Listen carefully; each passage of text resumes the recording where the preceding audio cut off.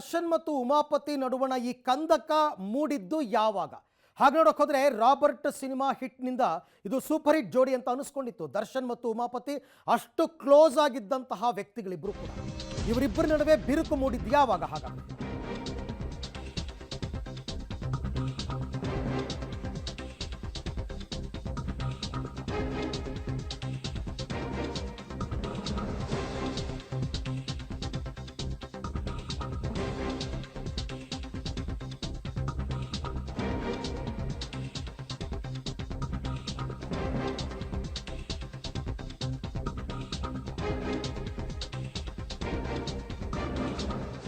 Robert ಸಿನಿಮಾದಿಂದ ಭಾರಿ success ಆಯ್ತಲ್ಲ, ಆವಾಗ ದರ್ಶನ್ ಮತ್ತು ಉಮಾಪತಿ ಜೋಡಿ ಒಂಥರ ಸೂಪರ್ ಹಿಟ್ ಜೋಡಿ ಅಂತ ಅನಿಸ್ಕೊಂಡಿತ್ತು.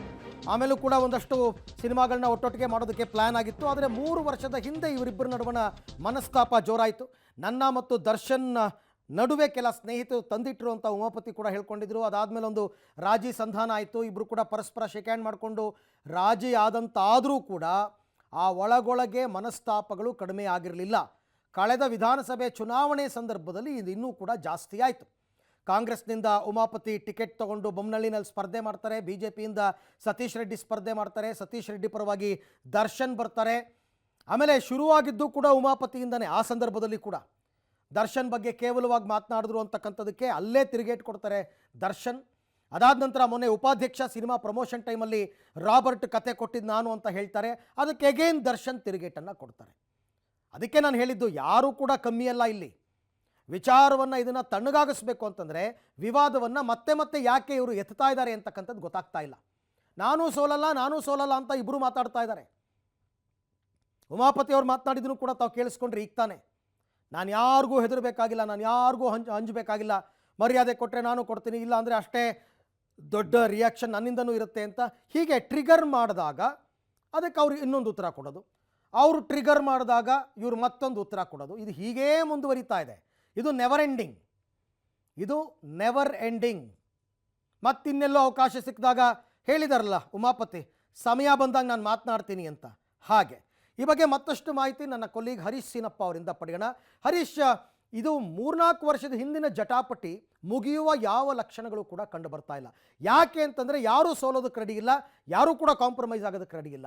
ಯಾಕೆ ಹೀಗಾಗ್ತಾ ಇದೆ? ಏನು ಈ ಇನ್ನರ್ ಸ್ಟೋರಿ ಏನಿದಿರೋದು ಅಂತ? ಹಾಗಾದರೆ ಅರವಿಂದ್, ಏನು ಅಂತಂದರೆ ಉಮಾಪತಿ ಮತ್ತು ಏನು ದರ್ಶನ್ ಅವರು ಇದ್ದಾರೆ, ಇವರಿಬ್ಬರು ಕೂಡ ಒಂದು ಒಳ್ಳೆ ನಿರ್ಮಾಪಕ, ಒಬ್ಬ ಒಳ್ಳೆ ಕಲಾವಿದ ಅಂತಲೇ ಹೆಸರು ಮಾಡಿದಂಥವ್ರು. ರಾಬರ್ಟ್ ಸಿನಿಮಾ ಮುಖಾಂತರ ಒಳ್ಳೆ ಹೆಸರನ್ನು ಮಾಡಿದ್ರು.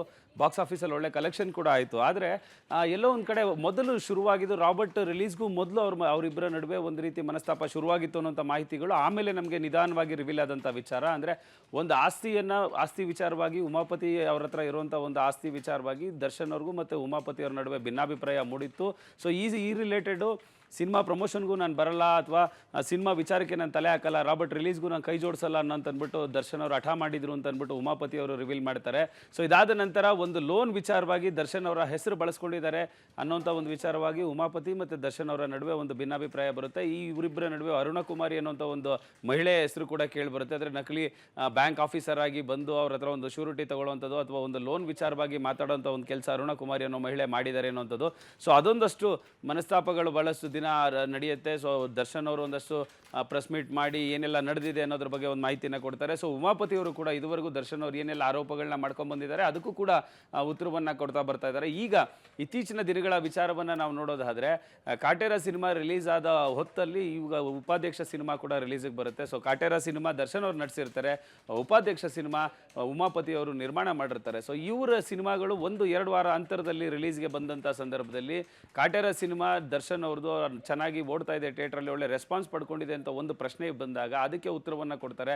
ಆ ಟೈಟ್ಲ್ ಕೊಟ್ಟಿದ್ದು ನಾನೇ, ಕತೆ ರೆಡಿ ಮಾಡಿಸೋದಕ್ಕೆ ನಂದು ಕೂಡ ಒಂದು ಸೇವೆ ಇದೆ ಅದರಲ್ಲಿ ಅನ್ನೋಂಥ ಒಂದು ಉತ್ತರವನ್ನು ಕೊಡ್ತಾರೆ. ಸೊ ಇದು ಎಲ್ಲ ಕಡೆ ಕೂಡ ಸರ್ಕ್ಯುಲೇಟ್ ಆಗ್ತಾ ಇರುತ್ತೆ. ಸೋಷಿಯಲ್ ಮೀಡಿಯಾದಲ್ಲಿ ಸಿಕ್ಕಾಪಟ್ಟೆ ದೊಡ್ಡ ಮಟ್ಟದಲ್ಲಿ ಇದು ಚರ್ಚೆ ನಡೀತಾ ಇರುತ್ತೆ. ಈ ಒಂದು ಸಂದರ್ಭದಲ್ಲಿ ನಿನ್ನೆ 50 ದಿನದ ಒಂದು ಸಕ್ಸಸ್ ಸಂಭ್ರಮ ಕಾಟೇರ ಸಿನಿಮಾದು. ಈ ಒಂದು ಸಂದರ್ಭದಲ್ಲಿ ದರ್ಶನ್ ಅವರು ನೇರವಾಗಿ ಏನೆಲ್ಲ ಉಮಾಪತಿ ಅವರು ಹೇಳಿದ್ದಾರೆ ಅದಕ್ಕೆ ಉತ್ತರವನ್ನು ಕೊಟ್ಟಿದ್ದಾರೆ. ಸೊ ದರ್ಶನ್ ಅವರ ಏನು ಕೌಂಟರ್ ಇತ್ತು ಅದಕ್ಕೆ ಉಮಾಪತಿ ಅವರು ಕೂಡ ಪ್ರತ್ಯುತ್ತರವನ್ನು ಕೊಡೋ ಮುಖಾಂತರ ಈಗ ಇನ್ನಷ್ಟು ಸುದ್ದಿಗೆ ಗ್ರಾಸವಾಗಿದೆ ಅಂತ ಹೇಳ್ಬೋದು. ಅರವಿಂದ್, ಥ್ಯಾಂಕ್ ಯು ಹರೀಶ್, ತಮ್ಮ ಎಲ್ಲ ಮಾಹಿತಿಗಾಗಿ. ಇದು ಸದ್ಯಕ್ಕೆ ಮುಗಿಯೋ ಲಕ್ಷಣಗಳು ಕೂಡ ಕಂಡು ಬರ್ತಾ ಇಲ್ಲ.